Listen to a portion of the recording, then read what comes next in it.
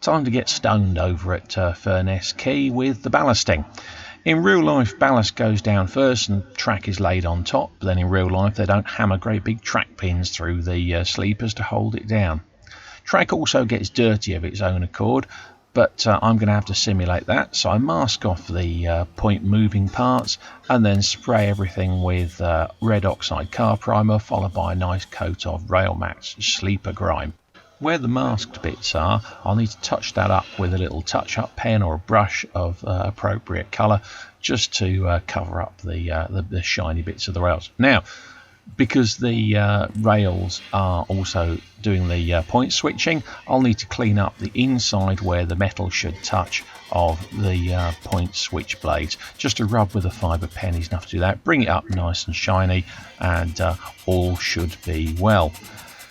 The next stage is to ballast around the moving parts of the point. Now, you can do this when you do all the rest of the ballasting, but I'm always a bit wary, don't want to gum the point up, so I'm using some Deluxe Materials Ballast Magic mixed up nicely into a pot of Gauge Master brown ballast for N gauge. Always use really small stones, and for this I'm using brown ballast because it's sort of Scotland, and some N gauge ballast even though it's double O, because I end up with the smaller, finer stones.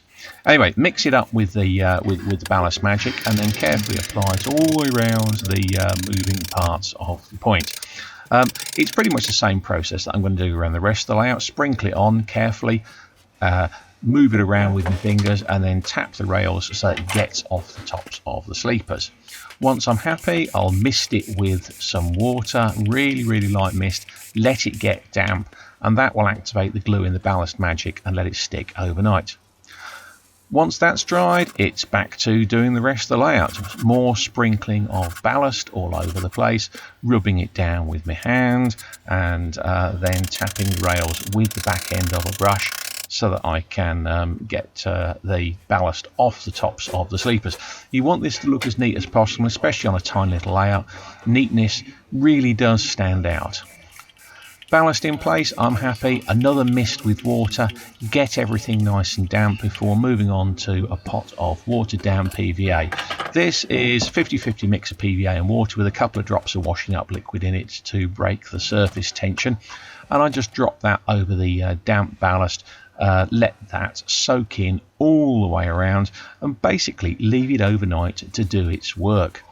Now, you'll notice I'm being careful to avoid anywhere near the moving parts. That's why the other ballast is stuck in place, because it acts as a bit of a dam and stops the mucky glue getting in and gumming everything up. Although I will test it later just to make sure everything's good.